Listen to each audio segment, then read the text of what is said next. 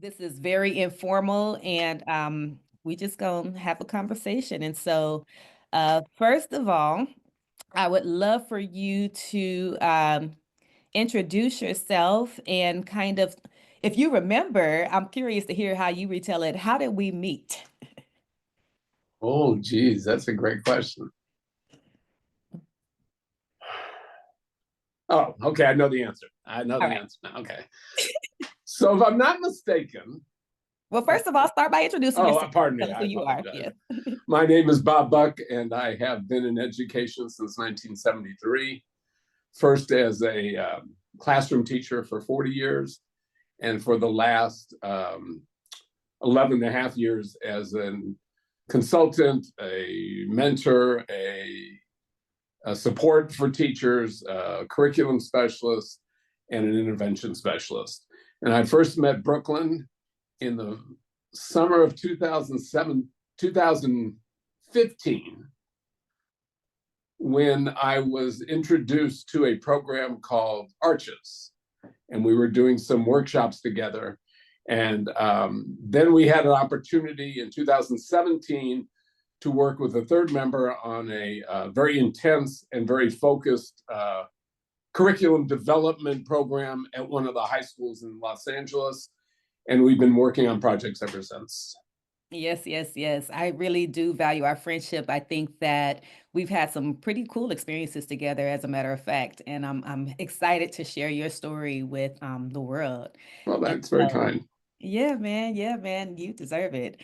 Um, so before we get into your career as a teacher, I always like to start at the beginning.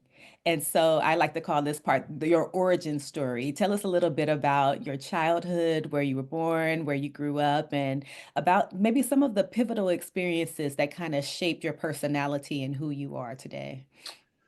Grew up in a very upper middle class neighborhood of Beverly Hills in the late 40s, early 50s, and then the rest of my childhood was spent in the middle 60s. Really, when I look back, it is kind of an amazing journey for the one reason that growing up in Beverly Hills, if you were a male in the 1950s and 60s, teaching was not on the radar of any of my parents' friends. Medicine and law were the two professions that were shoved down our throats when we were in school, literally and almost figuratively and almost literally. Sometime around the time I was 10, I informed my parents that I wasn't going to be a doctor, even though they had been giving us doctor's bags and stethoscopes and all of that since we were probably 2 or 3 years old. And they were very upset because medicine was the family business, and they then considered me kind of the black sheep in the family as far as that went. And I really didn't know what that meant for me. I was all of 10 years old. So, I mean, career choices wasn't exactly something on my radar. I was more interested in the basketball game down the street or the baseball game that I was about to play. And as I got into high school or got into late junior elementary school, one of the projects we had to do was shadow somebody and do a career experience report. And one of our family friends was an electronic engineer, and it was just at that point where they were putting things on satellites, and that was really the beginning of the space race. So he was involved in that, and I was very interested in science and math. So that seemed like a good fit. And so my assumption was I was going to be an electronic engineer, went through high school taking all the prerequisites, still disappointing my parents terribly. And surprisingly, my venture into education kind of came in through the back door without me even realizing it. From the time I was about 7 or 8, but certainly by 10, because I can remember 10 dramatically, I was helping friends with homework and math. I was always good in math. It seemed to be the class that most people struggled with. And I guess I must have been explaining it well because they came back year after year. But that is a parenthetical statement because I have no recollection. I did not take a log. I did not note it because it didn't occur to me. It was just they were your friends and they asked you questions. And so when I applied to UCLA, got accepted before my senior year, and that my plan was to be go into electronic engineering. Got accepted into the engineering program, and my senior year was kind of my idea of a vacation. And so I really wasn't focusing on college because I already was in. I really wasn't working that hard at school because I never actually really did work that hard. And I was standing outside the school one day, early in the first semester, and a new teacher had arrived to the high school, and he brought with him an idea for a tutoring program. I didn't know anything about it, and I wasn't interested in it. And I was standing out talking to my friends, and it was maybe the third, fourth, it was sometime in the fall. I'm sure it must have been the first month or so, because you wouldn't start it much later than that. I saw these students getting on a bus, including what I considered to be the prettiest girl in the school, or in my class. And I turned to somebody and said, "Where are they going?" And he told me, he said, "Well, this new teacher came in with this thing, and they get on a bus, and they drive across the town and go work at an elementary school with some students." And the teaching, working with the kids hadn't really clicked in yet, but getting on the bus seemed like the right idea. So the next week I got on the bus, never got very far with the young lady, but I landed at this school and was assigned a student. It was probably, my recollection, maybe 12 or 13 years, 11 or 12 years old. Definitely not in junior high school, definitely not in high school. And I think it was the early junior high school, so maybe 11 or so. Okay. So worked for about an hour, got back on the bus, thought nothing of it. This was, you went once a week for the entire semester. The next week, get on the bus, arrive at the school, and there's this face peering out through the fence, waiting for me. And as soon as I stepped off the bus, he started jumping up and down. And it actually shook the hell out of me because I'd never seen that reaction before. So the kid was like really excited. Kid was very excited. And I probably, considering the fact that I can remember exactly what it looks like, some nearly 60 years later, it definitely made an impression. So I spent the rest of the semester tutoring the young man, really enjoyed it, and then gave no more thought to it. Went off to UCLA as an engineering student, walked into the engineering department during our orientation week and took one look at the curriculum, and they laid out they had a table with all 12 quarters at UCLA for an engineering major, and they were all math, science, and engineering, which would have been easy for me. There was no history. There was no English, which I was not upset about. There was no foreign language, which I definitely was not upset about. But I knew, for whatever reason, I looked at it, and I thought, this is just not going to work for me. It looked too boring. So I walked out of the engineering. I'm sure no freshman ever got accepted into the engineering department up to that point and then walked away. It was hard enough to get in, so I'm sure they were shocked because they kept saying, "You sure you know what you're doing?" I walked over to the general population and said, "I need to change my major, and I need to get a program." And so they said, "Well, what is your major going to be?" And I said, "Well, math," because I just assumed whatever I did in my life, math would be involved. And that was the last I thought of it. Went through the entire math curriculum for 4 years, walked out with a BA. And in the interim, I had worked at the library, and one of the young ladies there was getting her credential at CSUN. And by then, I kind of thought about teaching. 1967, my freshman year, I double dated with a friend of mine, and we went to see To Serve with Love. And I remember walking out of the theater, and I can remember this like it was yesterday, thinking, if I ever become a teacher, and that was not still on my radar, that's the kind of teacher I want to be. Because the portrayal of Sidney Poitier played in that role was a teacher that looked at the kids as students before, as people As before he people. looked at students. Hmm. The whole focus of the movie is building their character and helping them find out who they were. And I just walked out, and like I said, I still wasn't thinking about teaching necessarily, but it obviously had to be on my radar somewhere. And by the time I finished my last year at UCLA, I was off to grad school in math. And a bit of kind of a few events kind of happened in rapid sequence that kind of changed my plans. I applied to grad school, got into some pretty good and diverse grad schools across the country, but the only one that offered a master's in number theory, which was a specific course in math that I was interested in, was Penn State. And so I decided to accept it, and I signed the letter of intent. I think it was like in April or May. And my parents had made it quite clear that they weren't going to pay for any of this. So that meant I had to get a job, which meant, I would be working at like a hot dog stand or a bookstore, and then trying to get through in a year because, you're paying for it by yourself. And I would guess within 3 weeks after I sent in my acceptance letter, they sent me a letter back. The rates have gone up. And now I'm thinking, okay, this is going to be 2 years. But it was really a gift to me. By then, I kind of had decided I was going to give teaching a try because it seemed like a right call. But I really liked this aspect of mathematics, so I was going to stay and do it a second year. And then they sent another letter, and either the room and board went up again or the tuition. I thought, okay, this is just insane. Mm. So it's now the middle of the summer of 1971, and I want to get into a teaching program. So I go back to UCLA, and they said, we would love to have you. You just have to wait till the springtime because it's too late.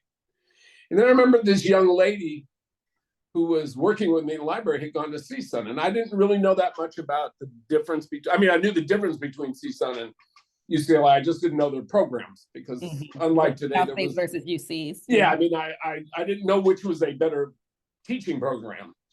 So I went over there, and we'd love to have you. Because I'd taken no prerequisite courses for teaching, it was going to take me 2 years. So the first year would be all my methods class and your foundations, and the second year would be all my student teaching. Mm-hmm. And again, I had no idea if this was really going to be the career. I just didn't have that much experience. And my first class that I took was called Methods in Teaching Mathematics, and it met at a junior high school in the west end, in the west part of San Fernando Valley. And I had never really been to the valley, even though I lived on the west side. I dated a girl in high school and in college, so I knew where Chatsworth was, and I knew where Farrell's was. That's about all. I knew how to get to her house and to take her to Farrell's, and that was it. So I really didn't know anything about the geography of the valley, but I learned quickly. I walked into the methods class, and the first night the gentleman said, you have to do 20 hours of observation at one of these two schools. They had two schools that worked under the auspices of CSUN. One of them was in Granada Hills, and the other one was in Pacoima. You could have said Mars and Venus. I had no idea what the difference was. I knew where Granada Hills was because I was sitting in Granada Hills, but other than that, I had no idea.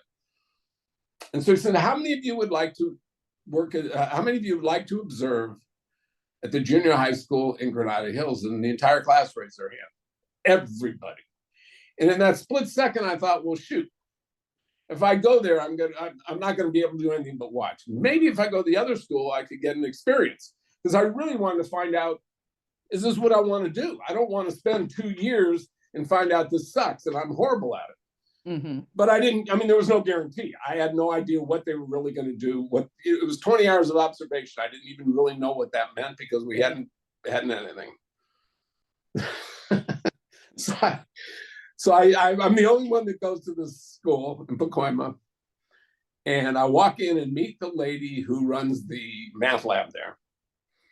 Introduce myself, and I explained the situation, and she said, well, we actually do have a 8th grade math class being taught by an art teacher, and I suspect he would love to have somebody come in and observe and maybe even support him. And then my ears perked up, and I thought, well, that sounds like an idea. So I went in, He was an outstanding teacher who knew nothing about math. Mm. You know, he ran the class well. I mean, it's not like he taught them poorly, but you could tell he was very uncomfortable with the math. And these were eighth grade students, and so they, you know, they needed more than what they were getting. Mm-hmm. I knew that, even though I didn't know exactly what it was they should be getting, because I had no experience in math curriculum other than having been a student. So I'm sitting there watching, and one day, and I didn't want to be forward because I really wasn't that sure-footed myself. I didn't really know, you know, teaching is one of those things that everybody's been a student, most everybody, I should say. Mm-hmm. And if you've had a great teacher, it's like watching a great actor or a great entertainer. They just make it look so easy, you think, well, hell, anybody can do that. And if you've had a really poor teacher, you go, oh my God, I know I can do better than that.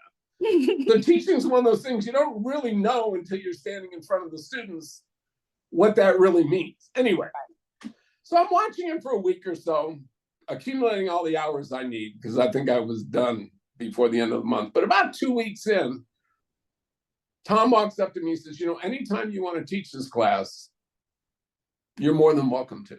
And then I thought, okay, it's put up or shut up. Either you can do this or you can't, and you need to find out now.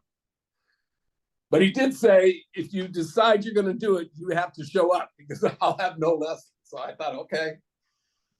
And so I think it was 2 or 3 days later. I didn't want to look over anxious because I remember thinking this. I don't want to look too over anxious because then he'll think I was setting him up. But I didn't want to look too reticent because then he might renege on his idea. Anyway, I think it took 2 or 3 days. I think we started the next week.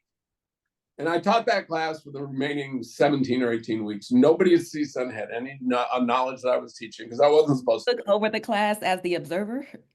I took over the class. I taught the math class every day. He sat back at his desk, took fantastic notes about everything I did concerning classroom management, concerning how to introduce material, but he never critiqued the math because he couldn't have, and he knew that. Mm-hmm. I got in there the first day, and within 10 minutes, I remember thinking to myself, yep, this is it. This is exactly what I'm going to do. And that is how I got into teaching. I had no idea that was what was going to happen. And so the next year I student taught there, and then I got a job there. So I taught there for 17 years. So you said within 10 minutes, you kind of knew that was what you wanted to do. What was it about that first experience that kind of made you feel that way? Within 10 minutes, I was so relaxed. And it was like, the only thing I can compare it to is the bulk of my life up until then was sports. Mm-hmm. You name it, almost anything, I would play it. And the one thing I liked about sports, especially basketball of all three, is you get in a zone and you're not really aware of who's around you other than the people that are playing. You're not aware of who's watching. You're not aware of what's going on in the world. And that's exactly what it felt like when I was in the classroom. It was like I had whatever I was thinking about when I was driving in was out of my mind. My focus was on the students. They seemed to respond to me. I felt comfortable.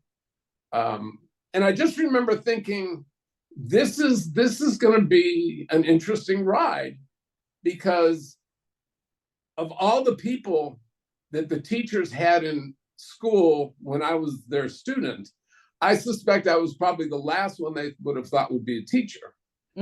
Because I was the least serious student because it was always very easy for me. Let's talk about that because often in classrooms, teachers label students and they, decide this one deserves more attention. This one doesn't deserve any attention. This one's going to be somebody. This one isn't. And so you being the student who was actually just bored, but labeled, I want you to talk about that a little more.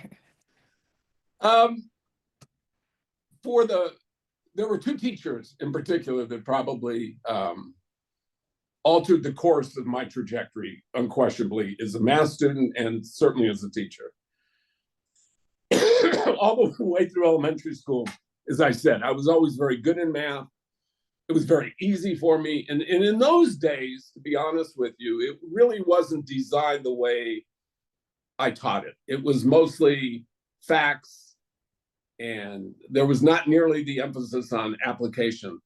And Mm. I've been blessed with an amazing memory, and my mind has always been very fast, as has been my mouth, which got me into many problems. But the math part definitely comes from the fact that I was always very quick. And my father was really good in math. And when we were kids, when he was still living in the house, we used to go on long walks to 3 or 4 kids, depending on who was with them. And he used to do mental math with us all the time. Mm. So I developed this remarkably, and it's still there today. It's a little bit slower, obviously, but it's still there. I mean, I think numbers like not that many people that I know. So when I was in elementary school, I would always get the best scores or the second best scores on tests. We used to play games like Around the World where you'd stand up next to somebody and they would do a flashcard. And I love that game. it was either one or there were 2 people in our entire grade, and we went through kindergarten to 8th grade, and Al and I were the only 2 that ever won. We laughed about it at a reunion one year.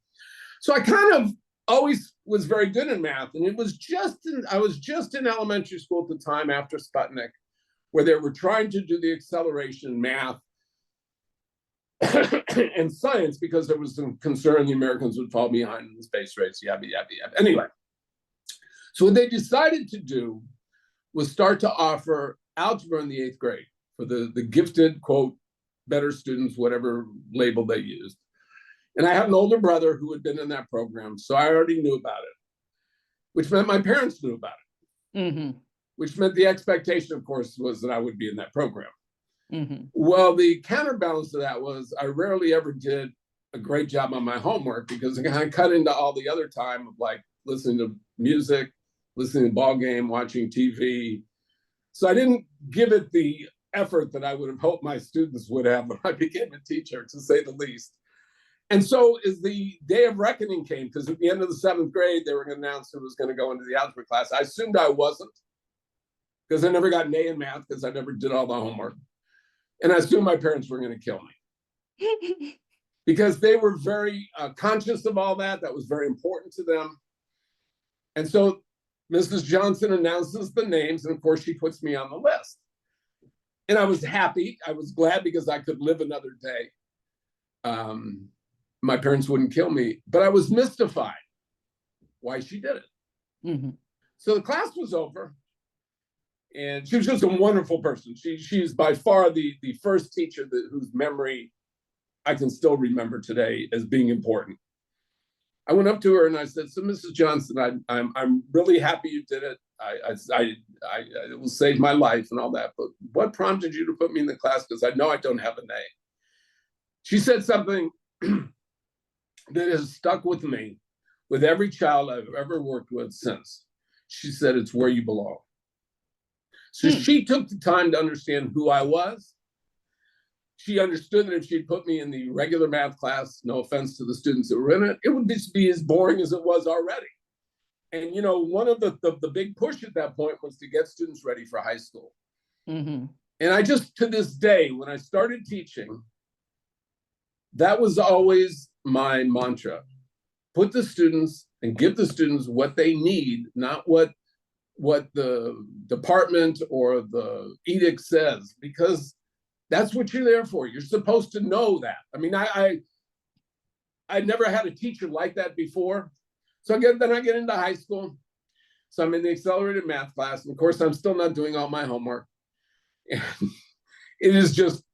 math was just always easy. And my feeling was, I mean, now I look back, I just wasn't being challenged as much as I could have been. But that's, when you're 15 and 16, you don't care about that because that just and means you don't necessarily know that because it's your first experience. Yes, and also you have more time to do other things. So I wasn't upset about it. I look back now, and there are teachers that probably could have done a little more, but that's hindsight is 2020, and I learned a lot from that as a teacher. So I get into high school, I get into the calculus class, and advanced calculus was, I think this was the 3rd year they offered it in the district. And maybe the 3rd year in the state. I mean, I think that was introduced. I think she told me it was either 64 or 60. Either my brother, who graduated in 65, was the first class or the second class. So anyway, it was relatively new. And So I just walked through calculus. I didn't find it particularly difficult. I didn't find it particularly interesting. I just, it was easy. And so the end of the first semester comes, and Beverly Hills High School has a beautiful front lawn. If you ever take a look at it, it's got, I think it's 3 rolling hills and it's green. And the first day of the semester in those days was in January. Was in February, because we came back after Christmas break, had like 3 or 4 weeks, took our finals. So the first day of the new semester was probably like February 2nd or something. Okay. It was a beautiful, probably 65-degree day. And the calculus class sits on the 2nd floor, so you can overlook the lawn. And I'm now in my 2nd semester at Beverly High, getting ready to go to UCLA. I already have my acceptance, passed all my classes, not going to be a problem. And so I was really on cruise control now. There's no question. And so the first day of the 2nd semester, she's going over the syllabus and giving the usual noise. And I really wasn't paying attention. It just did not attract my attention until suddenly, probably 10 minutes into her talk, she says, and that'll take you about 3.5 hours every weekend. And my ears perked up, and I thought, what in the world are you talking about that's going to cut into my free time? So I started paying attention. I asked my neighbor, and what it was she was already preparing us for the AP exam, which would begin in May. Mm-hmm. And in those days, there were no resources online like there are now. Like I said, this is like year 2 or 3, and those resources were unavailable. So she created this all herself. And what she said was, I will provide you with a packet on Friday. You can work together, you can work by yourself, but it'll probably take you 3 to 3.5 hours. And I need it on my desk when you walk in on Monday afternoon. And I thought, oh no, this is not going to work. So I raised my hand very quickly without thinking, because I usually did things like that. And I said, what happens if we don't do it? And she said, I will fail you, and moved on as though I was just a fly on her collar that she just got rid of. And it really, I remember that because I got the opportunity to see her some 40 years later and thank her for what I'm about to tell you. And then we talked about that. And she says, oh, yes, I remember. Because what it taught me, parenthetically, what it taught me was, when you are teaching a class of students, never yield the floor to a student. Mm. Because once you do, then it becomes you and them, and there are just too many of them. It doesn't mean you can't respect them, doesn't mean you can't listen to them, but I wanted to get the whole classes to, I hadn't thought that through, obviously. But anyway, so the semester goes on. Of course, we took the AP exam, and we were far more better prepared for it than anybody needed to be. I mean, she was so deep in her preparation that it was a lot of ways very easy. And we were sitting we all decided to go to the beach afterwards, because in those days you took the AP test after school. So it was like, I'm guessing 3:30 to 5:30 or 3:30 to 6. I just remember we all jumped into our cars, drove to the Pacific Ocean, which is one of the benefits of living in Beverly Hills in the spring of 1967. And we were sitting on the beach talking about what a great teacher she was. Mm. And how well she prepared us. Now that's so interesting, because she gave you this extra work to do on the weekend, but you dreaded the whole semester. You were like, man, I got to do this. But then you see the benefit of it. Of course. Yeah. And so the last day of school, we are, before graduation, I walk into her classroom to ask her to sign my yearbook. And she's getting ready to sign it. And while she's signing, she says, so where are you going to college? And I said, UCLA. She says, oh, you absolutely have to get into the honors calculus program there with so-and-so teacher and so on. And so, of course, I did. But I remember walking away that night thinking, this is the 2nd time now that a teacher has stepped in and put me where I need to be. Mm. She saw more in me than I did. And I said to her, I said, Mrs. Layton, with my grades not being all A's, why would you say that? She says, it's where you belong. And so it Hmm. was kind of the second time I heard that. And of course, at that point, I did not know I was going to go into teaching. But when I became a teacher, that was my attitude. You have to figure out where the students belong, whether it's on a lesson, whether it's in a class, whether you're programming them, whether it's how you're going to treat them. And so it kind of subliminally reinforced the idea that you treat students who they are, not who you want them to be. Mm. And you don't group them and you don't assume things. Both those teachers, both of whom, one was very close to retirement, one was very young. The calculus teacher was not, she may have been 12 years older than me at the most. I don't think she was 30 years old at that time. She hadn't been teaching that long. I believe she told me she'd been teaching 6 or 7 years. The Mm-hmm. other teacher had been probably 30 or so. But it was, it was something that as I got into teaching in the classroom, started working with students, understood the dynamics of how difficult that really is to identify different students' needs and strengths, just how important it is. And Yeah, you just said something that really is piquing my curiosity right now. You said you don't treat students as you see them, but you treat them as they are.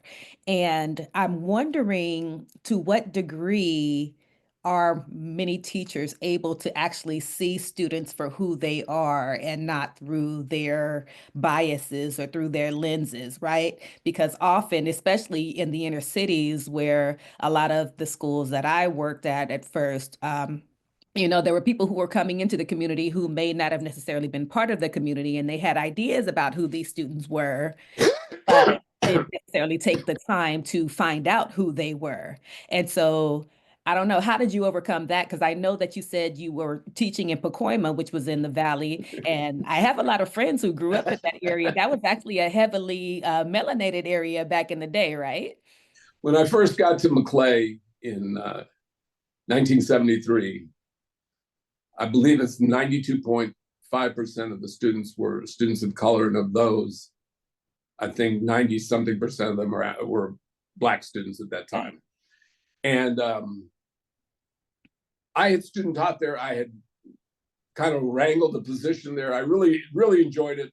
The community was marvelous when I was student teaching. And I thought, and again, I don't know why, because I really didn't have that much experience. I just said, this is where I should be teaching. And in 1973, when I graduated from the teaching program, I had just gotten married. I would have taught any place in Southern California. And there was no internet, so you had to go to fairs where you would meet 30 or 40 different districts, and they wouldn't get back to you until the end of the summer, because in those days they didn't hire until August. School started after Labor Day. So I kind of made it known at the school I wanted to be there, and I kind of eventually got there. And my first year there, first class, period 4, 8th grade math, there was a young man named Brad Martin, who was just a phenomenal student, just outstanding. And had him the whole year, A student, sharp. And he wasn't the only one, but he just happens to be the one I remember because it's what happened to Brad the next year that totally changed my trajectory at that school. So the end of the year comes, of course, he gets an A in the class. And I just assumed, foolishly, that he would be put into algebra in the 9th grade, because in those days, Maclay was a 7, 8, 9 school. And it probably had almost all the students of color in the entire valley. And it was used as a supply route to integrate all the other high schools before it was mandated. So they would so they basically chopped that school up. If you went into the attendance office, there was a map of Pacoima, and they showed you where this part would go to this school, this would go to that school, and so on. And what would happen is when those students would get to those schools, the minute they saw Pacoima, they would put them in remedial classes. Wow. I didn't know all this in 1973, but that's just a background to what is about to happen. So Brad gets into the 9th grade, and he's not in my class because I'm not teaching algebra. because I'm a rookie and I'm teaching 7th and 8th grade. And I passed him in the hall one day, maybe 4 or 5 weeks into the school year. Big smile on his face, big smile on my face, just a wonderful young man. And I said, how's algebra coming? I said, I assume you're getting an A. He said, I'm not in algebra. And I said, well, what are you taking? I'm taking basic math. This is a student. Now, when I taught him in 8th grade, I taught his 8th grade class as a pre-algebra class because I was assuming they were going to take algebra in the 9th grade. I mean, I was pretty naive. I didn't really understand the curriculum the way I do now. So, and I was stunned. So the next department meeting, I walked in, and I'm, like I said, this is probably my year plus 5 weeks into the school. And most of the people in that department had been there at least 10 to 15 years. And we did whatever the usual business was. And I raised my hand and I said, can you explain to me why this young man is not in algebra? And the department chair says, well, you know, those students can't do that. Wow. And my heart stopped. And I thought, okay, this is a little more complicated than you thought it was going to be when you walked out of CISA. I had no idea. And then I found out that in the Algebra 1 class, there were 2 students of color, and the rest of the students were either white or Asian, and they made up less than 3% of the school, and they made up 90-something% of that class. And what it meant was, when the students that were in the 9th grade that were not in algebra got to high school, the best they could get was Algebra 1 in the 10th grade, which already puts them behind. But what really was happening was they weren't put in any math classes. And then what that meant was they were locked out of college. Right. They weren't eligible then. They couldn't, even in those days, you couldn't get into college without algebra and geometry. Right. And so I remember walking out of the meeting saying, this is going to have to change. And I did have to wait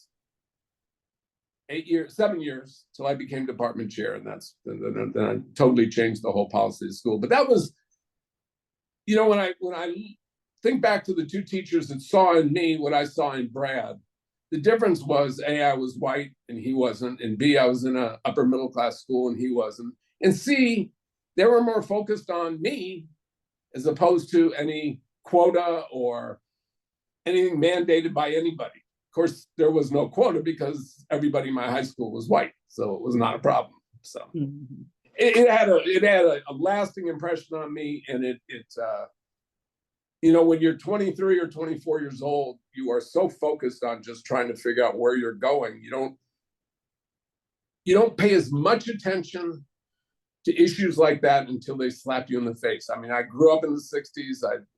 I went to UCLA. I certainly heard my fair share of speeches, and I was well aware of the civil rights movement. But you know, until you are personally involved in it to whatever extent that is, and it wasn't me that was actually being punished, but that doesn't matter. You're experiencing it. Until you do that, you just don't really realize the magnitude of what people can do in a positive or a negative way to alter people's lives. And that was the beginning of really my entire attitude towards teaching, and as far as getting involved in changing curriculum, involved in teaching strategies. It's one of the reasons I became a mentor teacher. Was most of the teachers I worked with just stood up in front of the class, wrote on the whiteboard, or in those days the blackboard, and the students just took notes. And there was no interaction. There's very little interaction. It's not true. There was not say there was. Stand and deliver most of the time. Yeah, and then I was very fortunate. This is before I became department chair. There was a gentleman came to the school, African-American teacher, 1976, I think Skip came. It's probably the smoothest, best classroom teacher I'd ever seen. I used to go in and watch him teach, and the period would be over before you know it. Kid, everything was moving, and I thought, this is an amazing teacher. And in the back of my mind was become department chair and change the math program at Maclay because the kids were getting screwed. There's just no way about it. They weren't going off to college, and if they decide not to go to college, that's their decision.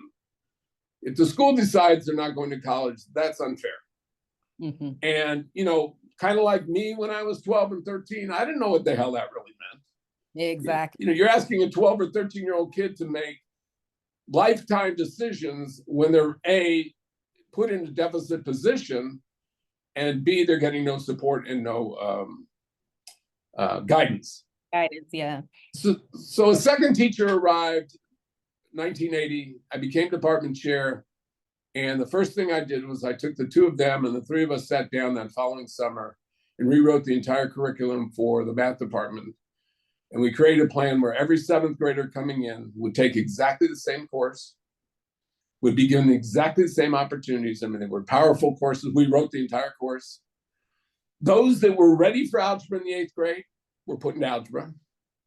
Those that weren't were put into pre-algebra, but with the assumption that they would take algebra in the 9th grade. That way, when they left Maclay Junior High School, they had to be put in a college prep math class, because they already had algebra or geometry. They already had algebra, so and they couldn't put them back. Mm-hmm. And it worked. By the end of the 1980s, we had more students from Maclay in the UC system than the top high school in the city was graduating into the UC system. And that's not an equal comparison, but it was a monstrous game. We had significant numbers. And of course, the other thing is once they've done it, they're now the role model for their siblings and for the other people in the community that they play with. And so by the time I left Maclay in 1990, the numbers were just amazing. And the students hadn't changed. It was still the same families that were there in 1973. What had changed was the attitude about what students can do and about what you're going to offer them. That is not to say that every teacher at the school believed it, math teacher, and not to say that I didn't have to intervene or other people intervene, but it definitely changed the course. And what it did was it convinced me even more so how important it is, to answer your original question, to get to know who you're teaching, not what you're teaching. Yeah. The what part is pretty standard, but what you really need to do is once you know what you're teaching and once you know who you're teaching, then you figure out how you're going to teach it. So if you don't know who you're teaching, the how is not related to them. Mm-hmm. And if you don't know how you're going to teach it, the who is not related to them. They have to connect. And that was the biggest lesson of my entire first part of my teaching career, no question. All right. That's interesting because you talked about how you had two other teachers who came to join you, and then together you guys were able to rewrite the curriculum and move things forward. How important is it to have people that you can work with as you're trying to implement changes? Or, yeah, because, I've been at a couple of schools where the people in the department can either make it or break it. You know what I'm saying? Well, I do think it is actually an interesting, that's a great question. It's an interesting dynamic. The resistance is usually from the teachers that have been there the longest, that don't want to change. The teachers that have been there the longest don't want to be made to look bad. And so it's difficult. What happens is once the statistics come out, and of course, whenever you're doing anything like this, it's imperative that you collect data, that you compare apples to apples, so that when you're writing a report, whether it's a formal report or just an informal one that you're going to give the administration or the department,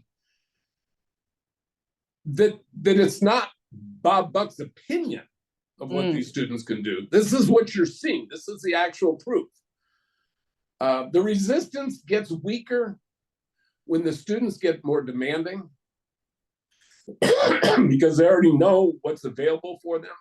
And so the teachers then, the resistant teachers are then put in a position where they either have to jump on board or they have to leave.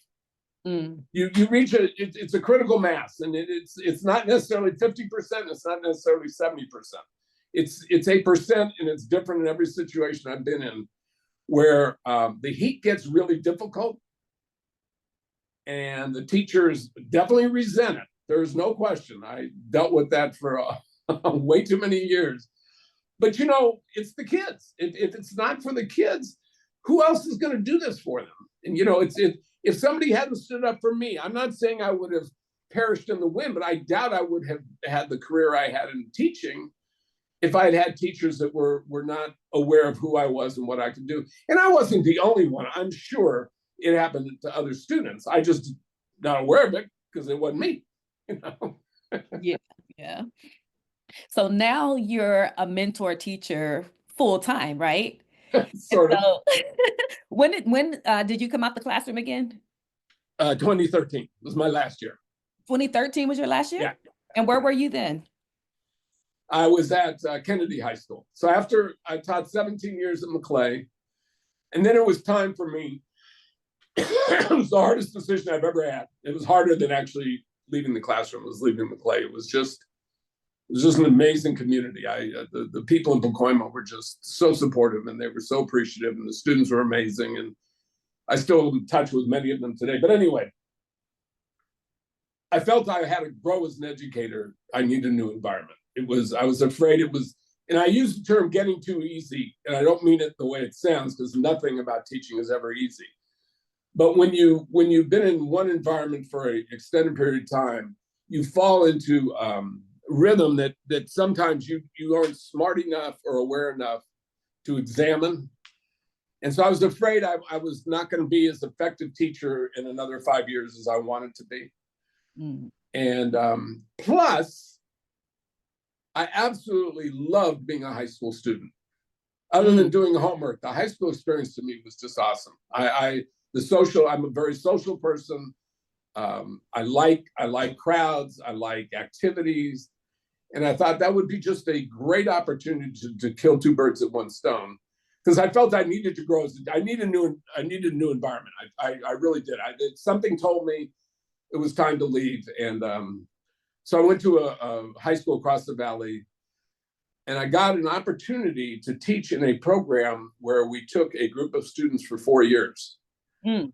And there was a group of teachers. Science teachers would go with the same students for 4 years. The students would stay together. And so I had a group of students that I taught for 4 years in math, and I also taught history, and my teaching partner taught history and English.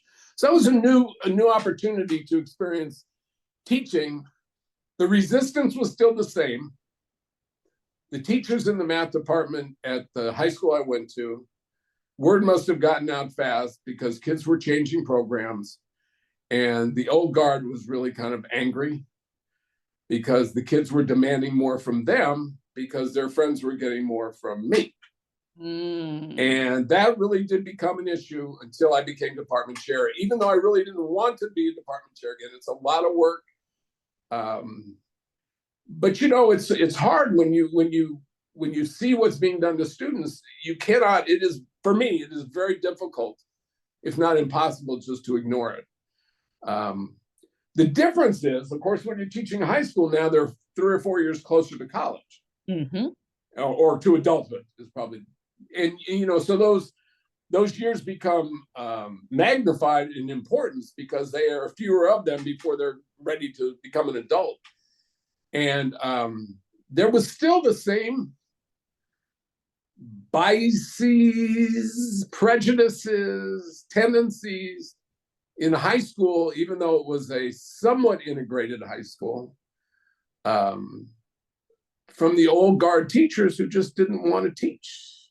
Mm. And so in walks me, who was hands-on, students were involved, and the pushback came quickly. Mm. And it's just part of that is what you do. You kind of have to upset the apple cart to get anything done in education. If you don't, things will just roll along as they do. Well, I mean, they said that in life, if nothing changes, then nothing will change, right? And again, it's not about me, it's about the kids. This is their shot. This is their 3 or 4 years. And you just have to give them everything you can. That's See, always been my belief. yeah, but you just said there really is something that I wish more teachers took to heart. Like, this is their life. You're preparing them for after you. That's And correct. so, what they're doing in your class at this moment might be important in the moment, but the most important thing is how are you preparing them for when they leave your class and when they become adults and they're matriculating in real world, in society. And I think often teachers lose sight of that. They're like, this is my kingdom, and they want to rule with an iron fist, and you got to do what I say right now. And it's like, no, this is a person who's going to do something after your 4 months of class or whatever. Like, calm It's down. not it's not even just the iron fist part of it, which is very true. There's absolutely no question about that. It's my way or the highway kind of thing. Right. It's like, this has worked for me for 30 years. Well, it's worked for you doesn't mean it's worked for the students. And so getting back to what you just said, which is, this is now, but there's the future. That's what the two teachers in my 7th grade and my calculus teacher did for me. They looked beyond the lazy, somewhat casual student and saw a much bigger picture of what was in front of me. Mm-hmm. And so that's what I think is really important for teachers to understand. You're allowed to have your likes and dislikes, preferences and not preferences, but you're not allowed to actually just screw up somebody's life because you don't like them. And many do, unfortunately. Yes, no, absolutely. You're absolutely right about that.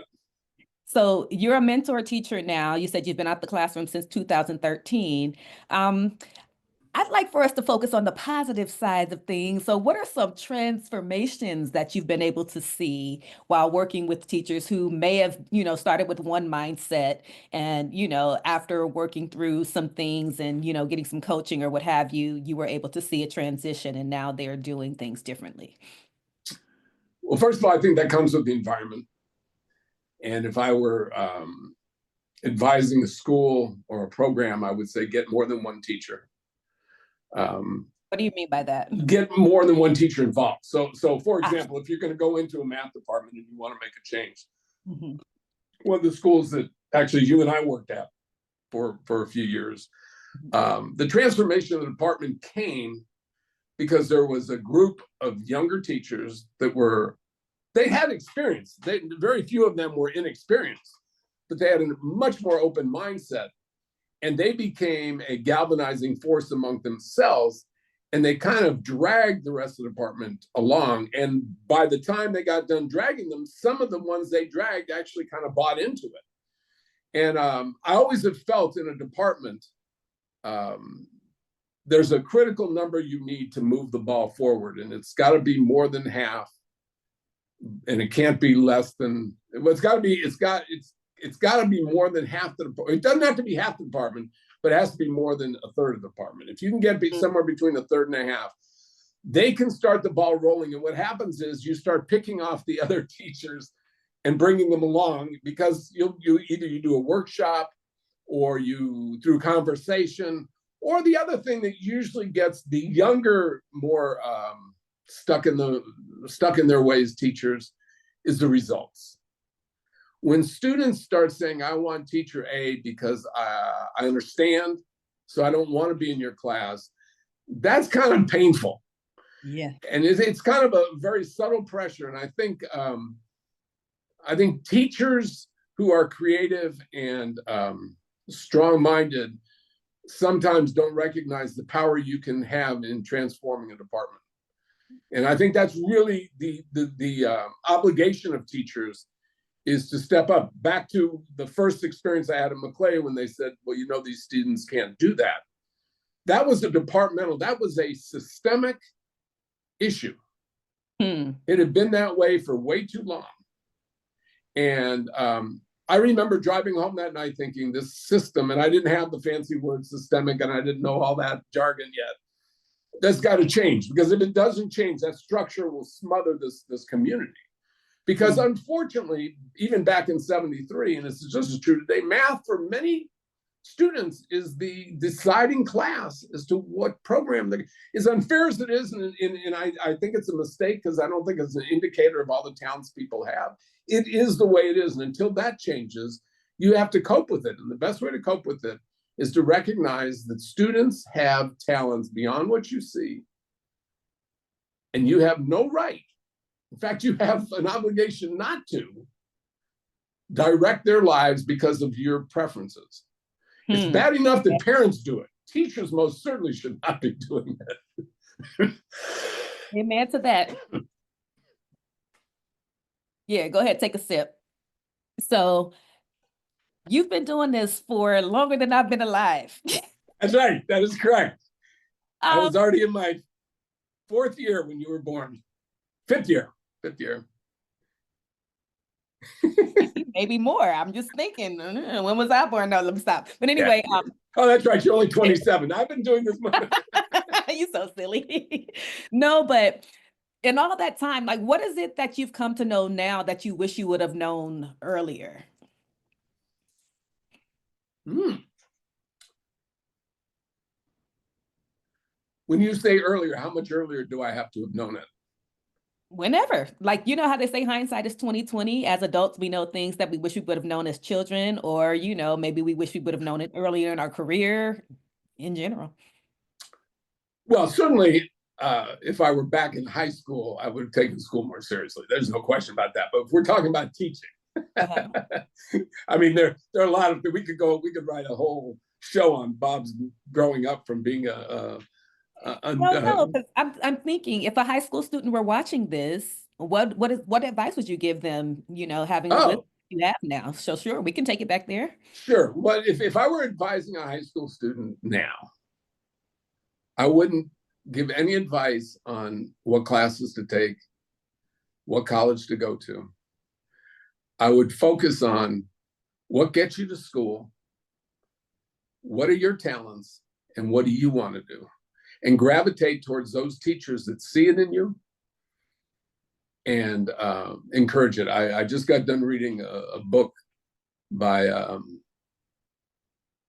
Brian Rashid Fuller, and he talks about working with students and the fact that his teachers didn't see him as a student. They saw him, didn't see him as a person. They saw him as just a number on a seating chart or whatever, and how he tried so hard, and he was very successful in school in spite of that. But then when he became a teacher, he understood that the system is not set up to see kids who they are.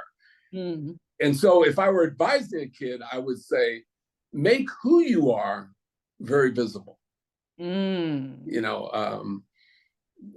Some of the students that I respected the most that I taught were not necessarily always my best students, but they're the ones that stood up for who they were and what they wanted out of school. And they kind of forced teachers into delivering, even if they didn't want to. Now that's interesting because at that time in life, many students don't know who they are yet. They're still trying to figure that out. And so how do you make that evident when you're not even sure about it Yeah, just I yet? don't. Yeah, maybe that's not the right phrase. Maybe who you are is not necessarily the right phrase. Although I still think it's applicable. But maybe what you think you need. Mm. You So know, bottom line is they need to know how to advocate for themselves, how to yes, definitely. okay, okay. Get into a teacher's classroom where you can talk, or get into a class where your talents are interesting, or the talents that you're interested in using are accepted or appreciated. Where you're I valued. do think, and I have many friends who have worked in the counseling office, and I've dealt with counseling all the time. Counselors focus on you need these classes for college and you need to make these decisions. And all that is fine. That is part of what public education is for. But it also, take the time to figure out what it is that gets you to school. Because if you can't get to school, all the other stuff won't happen anyway. Hmm. There's very few students that I taught in my entire life got up in the morning and say, I can't wait to factor equations. I just don't believe it. Said no one ever. Right. I doubt it because I most certainly didn't. But what interested me in school, and one of the reasons I did go to high school, as I mentioned earlier, was seeing my friends Mm-hmm. and interacting with students. And where do you do that? You do it out on the quad, but you also do it in the classroom. So therefore, if I'm a teacher and I want to maximize my students' performance, then create an environment in the classroom where they're asked to think, where they're asked to interact, where they're asked to evaluate. Not whether it's right or wrong, but just so they're allowed to use their thinking skills, their creative skills, which most students have far more than I ever had when I was in high school. And therefore, all of a sudden, they forget, oh, this is a math class. It's not as boring as it used to be, or it's a history class, and it's alive, or whatever the case may be. My advice to teachers used to be, if you can remember what it was like to be a student, you'll be a far better teacher, a far more effective teacher. Mm-hmm. And I Mm-hmm. really think that's true. If you remember what it was like to sit in the class, sixth period, on a sunny day, looking out the window, not listening to your teacher, you'll be a far more effective teacher because you won't put your own students in that situation as much as you can, so. Mm-hmm. Mm-hmm. I agree with that. I often tell teachers that I work with, who was your favorite teacher and why were they your And favorite? why? Right. And then what elements from their, skills that they implemented can you pull into your own personality? Sometimes people are just good teachers because it's their personality and they're people person, but there are some things that you can take from and incorporate into your own style to help you to become more effective as well. Definitely. Very much. I do think it's important for teachers to visit other teachers, Mm-hmm. successful, non-successful, quote and unquote, good and bad, although I don't think that's the right word. I think the better word is effective and not effective. Mm-hmm. Um, and then you process what works for you. You can't, one of the things about being a teacher, and you can talk to any student, you can walk into any school, and I'll tell you a story after I mention this. You can walk into any school, stop any student in the hall, pull them aside and say, tell me the 5 best or the 5 worst teachers, and you would get almost 85% agreement. I was at a high school reunion of all the schools in the San Fernando Valley. They called it the old school high school reunion because it was like the 70s and the 60s. And I think you couldn't have graduated after such and such date. Anyway, most of the students there were from Maclay, which is the school I taught at in Pacoima. And it was a big crowd. There was well over 300 or 400 students there. And so they were having a few drinks and they were chatting in groups. And, I'd pop in and talk to a group. And they were all about 60 years old now. So they were adults, to say the least. And we started talking about the teachers at Maclay when they were there and when I was there. And so I said, so tell me, which teachers do you think really wanted to be there? And they named off X number of teachers. And then, of course, they were right about those. Which ones do you think didn't want to be there? They named them. They were right. Kids know. There's no secret. Kids understand what teachers are there for them and what teachers are there for themselves. And so, when you're a student in that school, you're gonna come to that school and go to that class where the teacher is there for you. So if a teacher can remember what it's like to be a student, have a little more compassion for what it's like to be a student, not make your class quite so structured and boring, but most importantly, create an environment that allows the student to show you who he or she is. Mm-hmm. That's what my math teacher did in 7th grade. Despite my laziness and carelessness, she said, it was obvious she knew who I was. Mm-hmm. She stuck her neck out. She wasn't supposed to do that. I know somebody called her into the office because this is only the 2nd or 3rd year of that program, and they were very strict. I'm sure she sat behind some closed door and defended her decision. I'm sure of it. Well, that's what you're supposed to do. And so, kids know who's there for them. And I just think that I didn't know it when I started teaching. I sensed it very quickly, but it took me quite a while, probably into my 4th or 5th year at Maclay to realize, oh yes, this is definitely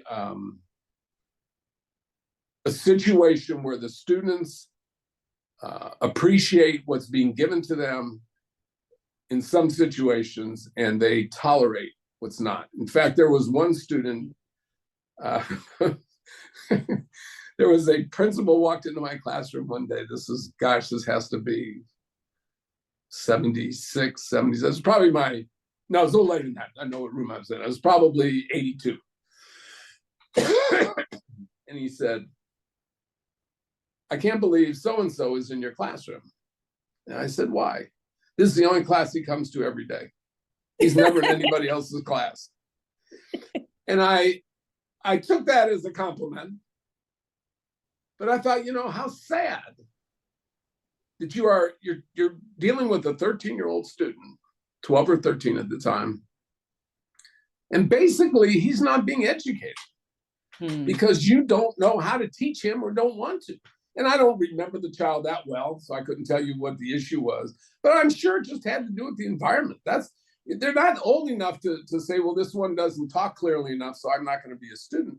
It's what Maya Angelou said. She said, I may forget what you said, I may forget what you did, but I'll never forget how you made me feel. Mm-hmm. And that's what I think students really focus in on. If they feel like they're appreciated, if they feel like they're accepted, if they feel like they're important, there aren't many days they're going to stay home. If they feel like they're not wanted, if they feel like they're being harassed, there aren't that many days they're going to show up. And if they do, they're not going to be much of a student. Right. And so that's why I used to tell, and I still do, try to remember what it was like to be a student. If you can, you have a far better chance of being a better teacher. Doesn't mean all the problems disappear tomorrow. It's not that simple, but you have a far better chance of being more effective. Right. Yeah. I just really appreciate you sharing your story, and to just think about like how long you've been at this. What is it inside of you that keeps you coming back every day? Like, how did you, because people are burning out after a couple of years. They're like, this isn't for me. What about teaching, or what is it that's inside of you that has kept you doing this for so long? Well, it's interesting. I don't really know. I really, it would be hard to put it down on paper. But I will say this. When I said within 10 minutes of being in that classroom, this is where I belong. All the years I taught, there was not a day that I couldn't wait to get to school, to see the kids, to move forward. There were teachers that would take days off for vacation, whatever. The only days I ever took off, and there weren't many in 40 years, I was just sick or couldn't get out of bed and felt, it would just be criminal with kids. But the reason I wouldn't take days off is the continuity's gone. You're modeling for them what you want from them. If I'm going to show up every day, if I want them to show up every day, I kind of have to do too. But as far as what's inside of you, I think, I just, at heart, I'm an extrovert, so I love the interaction. At heart, I am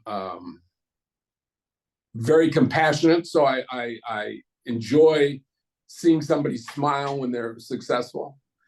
I mean, that's really when you're teaching, you're looking for that look in their eye, the smile on their face, or their body language. And when you see it, it's hard not to want it a second time. When you're grading a test and the student has been struggling, and you see success, and you write a comment on the top, and you see the smile on their face. I remember when I was teaching high school, there was a time in high school where the thing was stickers.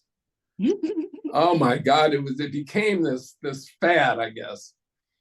And there was no shortage of interesting packets of stickers. And I used to put them on A papers, and kids would light up. I mean, we're talking 16, 17-year-old kids like they were opening up a Christmas present at 2. Everybody's ego needs to be stroked a little bit. They need to feel good about themselves.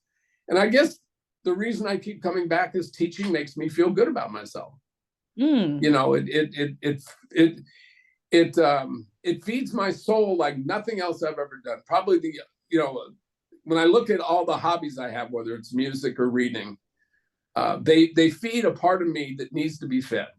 And teaching most definitely did that. And I didn't know it, but kind of like the student who keeps coming back to a class where he feels like he can be successful, I think the reason I stay in education as long as I have is because it feeds the part of me that needs to be fed. I mean, I could sit out on my patio and read all day, and I would be very, very okay, but it would just be okay. Mm-hmm. And I'm not ready to settle for okay, because I wouldn't do it when I wouldn't want that from my students, and I most certainly wouldn't want it from my colleagues. And I think there's work to be done. I mean, there's no, the baton gets passed. I mean, teachers have been teaching for millenniums, Mm-hmm. and somebody's going to be teaching in the next 5 years that might possibly be somebody I'm mentoring. Well, I want them to give the same kids, the same opportunity. One of my colleagues, we were talking one time, and we started doing the math, and you start thinking about the number of students you teach, and the number of lives they touch, and the number of lives those people touch. And that number gets pretty big pretty fast. Exponential. Yeah. And it's very exponential and very, very quick.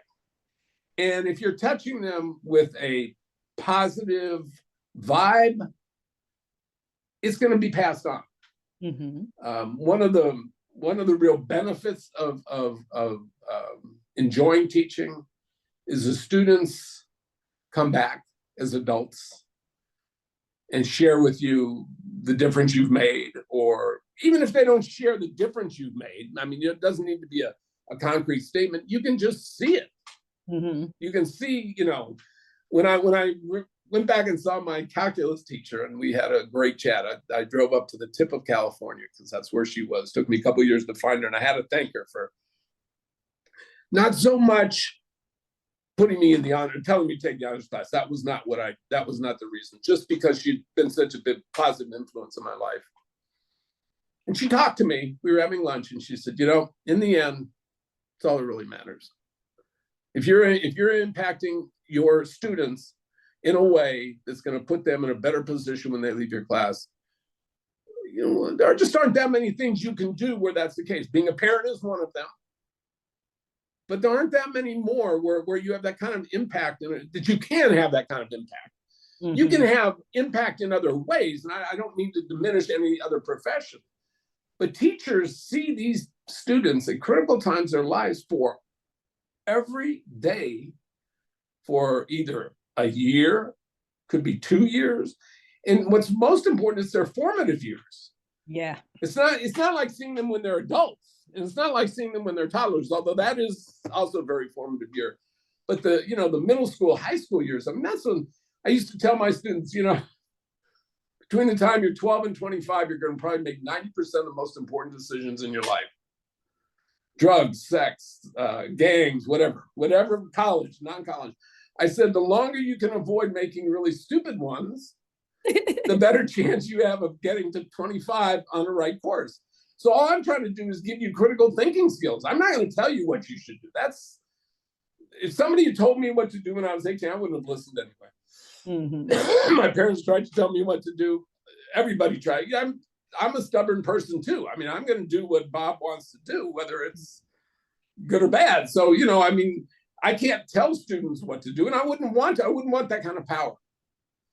But I did have an opportunity the year after I retired. I had dinner with 3 gentlemen who I had in probably 10 to 12 years before I retired.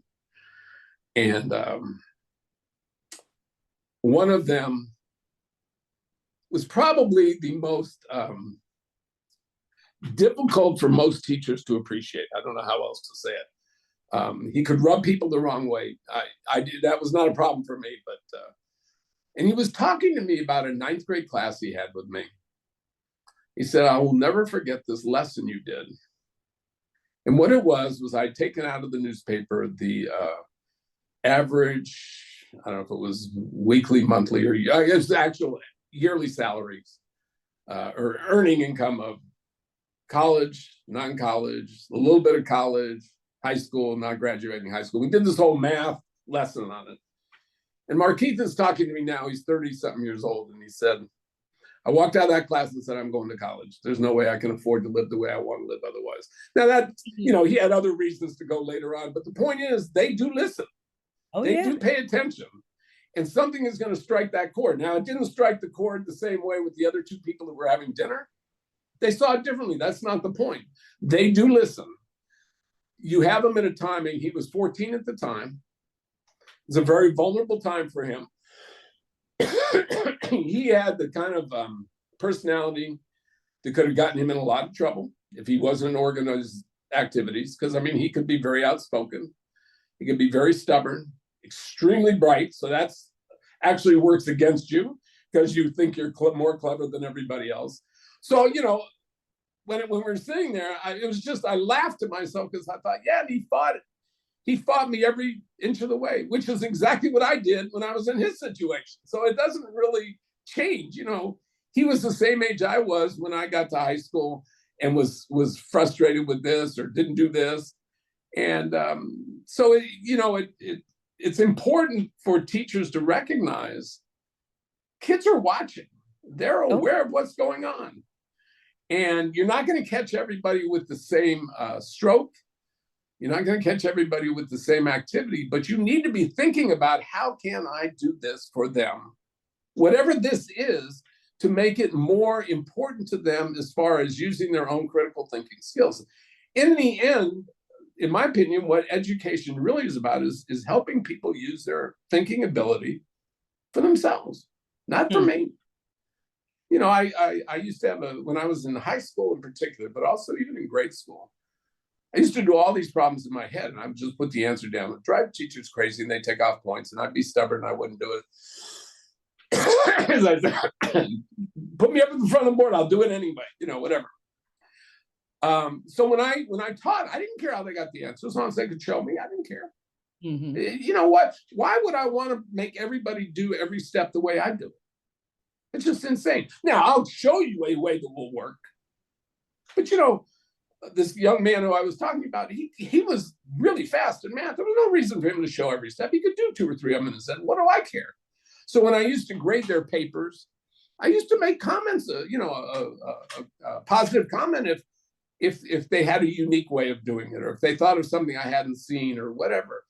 You need to encourage that. I mean, you know what, you bring up a great point, though, because what I've come to understand is that often teachers who have that as a staunch rule of you must do it the way that I've done it, usually it's because they don't have the flexibility to see it another way. oh, And, you know, it's unfortunate that many teachers are teaching things that maybe they shouldn't be. I'm just going to put that in, shouldn't, well, you but know, I yeah, it's kind of like teaching the way you differently than the way people teach. There are a lot of teachers, pardon me, that would want to teach the same course every year because they would use the same tests, the same homework. When I first started teaching, the week before I started teaching in 1973, there was the math center where I met the lady who put me in that class, was where all the duplicating machines were, and all the materials. And we were brought into school maybe a week before classes started so I could decorate the room and all this. That's where all the construction paper was. So I'm going in and out all morning, getting materials. There's this gentleman at the duplicating machine. Every time I walk in, I notice this pile of folders is getting larger and larger. And I was brand new to school. He was probably at most 3 or 4 years older than I was. I don't think he was much older than that. So he'd been there longer than I had, but I mean, it's not like he'd been teaching 50 years. Finally, after about 3 or 4 hours, I introduced myself and I said, can I ask you what you're doing? And I didn't say it the way I really wanted to say it. I said it graciously because I was 23 years old. He said, I'm running off all my homework for my algebra class for the year. For the year. And he's dating it. You know, he's got the date on each manila folder. I guess he was doing the first semester. I take that back. He's probably doing the first semester because there were for the semester though. Still, there were not 180 folders, but there were probably well over 50. So I said to him, I said, I'm new, so forgive me if this question is. I didn't say that. That's what I should have said. I just said I said, what happens if you don't get to that folder on that day? Oh, we will. So what it was those students had to totally adjust their learning speed their comprehension speed to his pace. Had nothing to do with them. Well, then I found out that every teacher at that school only gave a check for understanding once every 3 or 4 weeks on the chapter test that came out of the textbook. They never did anything daily, double daily, every second day. So they were just, like you said, they were just standing up and doing what they did every year. And I remember asking the same gentleman, I said, so what happens at the end of the 4th week or whenever you give the test and you realize they don't know what they're supposed to know? Do you go back and reteach it? Oh, no, we don't have time. And here I am. I have not even taught yet. I mean, officially. And I said, well, if it was important enough, I mean, this is, in a lot of ways, it was kind of perceptive of me. I'm sure he kind of looked at me like, what, you know what? I said, well, if it was important enough to teach and they didn't understand it, isn't it important enough to go back and reteach it so they do? And he had no answer. And so that was one of the reasons I do check for understanding every day that I taught, because I don't want to find out 5 days. In fact, once you start teaching and you're cued into that, you check for understanding every minute. You're looking at their students' eyes, you're looking at their reaction, you're walking around looking at their face. None of that happened because they didn't walk around. They stood in front of the classroom, and this was the department MO. They all stood in front of the class and they lectured.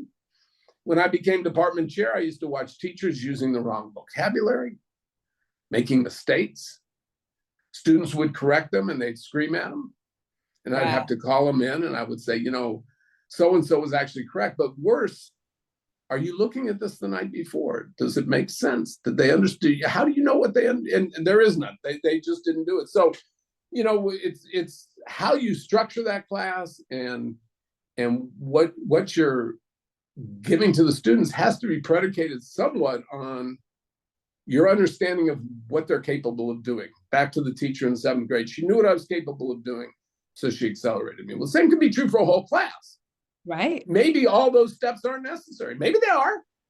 Maybe, but you have to come up with that based on, and so that puts the burden on the teacher, because now you have to come up with a pre-activity to find out what they know. Mm-hmm. It doesn't have to be a test. It could be something on the board. They could be working in groups. I was working with a teacher. He was a 6th or 7th grade teacher, and he was teaching math. And every day he would just stand up and talk. And I clocked him one time. He talked 48 out of 52 minutes. And I said, so we have to change this, because not only are you putting the kids to sleep, you're putting me to sleep. So this is just not going to work. So we came up with an activity. I said, look, when they walk in, because he actually had the perfect setup. He had them set up in groups of 4. Mm-hmm. I said, we'll create it together. Let's create an activity. Put the envelope on the middle of the 4 tables and tell them they have X number of minutes to open the envelope, figure out what's going on, and then be ready to present.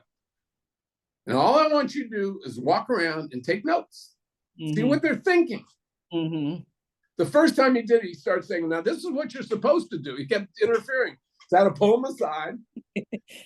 And by the 2nd week, he had it down to under 40 minutes. By the 3rd week, I forget. By the end of the semester, he was down to less than 8 minutes. And what was happening was the students were so engaged that he didn't open his mouth most times until the first 15 minutes of the class. Mm-hmm.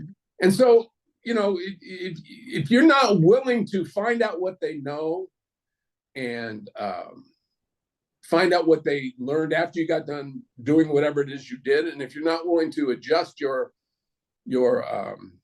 future lesson plans based upon what they're doing now, you're not serving them. I mean, I was working with a teacher at one of the high schools, and she was new to teaching Algebra 1, and the department was giving her no help. And it was like the 1st or 2nd week of school, but it was the first department meeting. And she asked if somebody could help her go through the curriculum of Algebra 1. And nobody volunteered. So I waited till after the meeting. And I said, look, I'm teaching the same course. Let's do it together. So every Friday we would sit down as the year progressed, there were certain things that the students were taking longer at and certain things they were getting quicker at. She said, what happens if I fall behind? I said, before we start, let's just do this. Let's take a look at the course and let's decide upon the 5 or 6 most important concepts, skills, whatever it is, turns out to be, that they absolutely need for the rest of the math courses that they're taking. Mm-hmm. Because there's some things that are the fundamental building blocks of their entire other You miss things that in step of algebra. the progression, then you will be lost forever. Right. And other things, you'll see them again. Mm-hmm. She was like, so nobody ever told me that.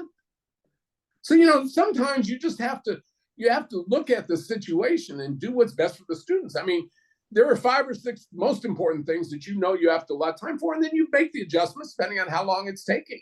So the gentleman that was teaching putting the kids in groups, we did that. I said, so by the time they end this course, tell me what you want them to be able to do or know or whatever and we spent 2 or 3 weeks talking about that.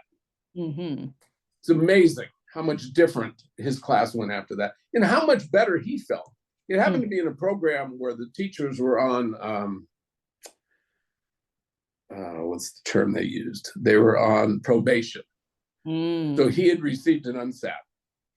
And if he gets another one, he would lose his job. Mm.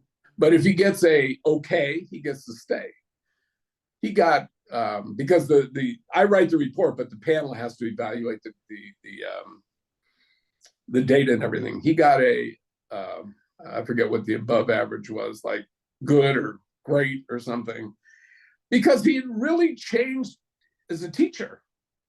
And so when I present all these documents to the panel, they were like, whoa, because he had been there before, because you get 2 or 3 shots, I forget, back in those days. Okay. So this was not the first time they'd seen his name. But what it was he just flipped the table. He was more focused on the students. Well, it did take somebody to do that. But once I showed him, I didn't open my mouth that much by the 10th or 11th week. I was just mostly just documenting, and we'd have conversations and stuff, but he was the one creating it. So it can be done, Yeah. I have really enjoyed listening to you share your memories. I always like to talk to you, Bob, because you got all kind of stories. But the one thing that's kind of resonating with me and sticking out to me is that you are talking about how teachers need to focus on students as people and figure out how to get through to the students. There's a saying that one of our colleagues always says, get through to the students, not get through the curriculum, right? And I think if more teachers would focus on building relationships with the kids and understanding the people that they're teaching, then they would be more successful. And so I really appreciate you. Are there any other last words you want to say? Yes, I do. I will close Yes. with this statement. Yes. I think oftentimes teachers think it's you can't do both. You either have to get through the material or you become get through the students, that you can't do both. I'm here to tell you it can be done. And if you want to be a successful teacher and an effective, take away the word successful, good and bad. Use the word effective, because I think that's the most important word.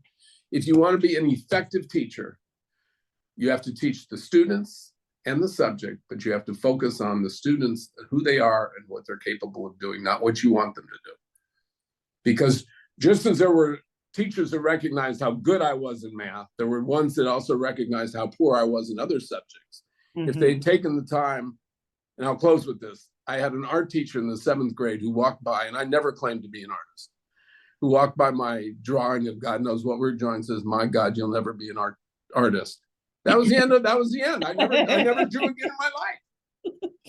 It was just, I felt so insulted. I mean, I didn't think it was good, but he didn't need to tell me. But here's this adult he's a teacher, basically say, and there are teachers that do that every day in math and English and science. And if they don't say it as overtly as he did, they say it with their body language or their attitude. So thank you for the interview. Thank you for the conversation. And it's a profession I would encourage everybody to go into if you enjoy students, kids, and if you enjoy being in school. I think being a teacher is a great profession. If you didn't enjoy being in school, it's a great profession, so you can make it better for the students, so they don't not enjoy it like you didn't. Thank you Definitely. very much. All right, Bob, I'll talk to you soon. Take care. All right. Bye bye. Bye-bye.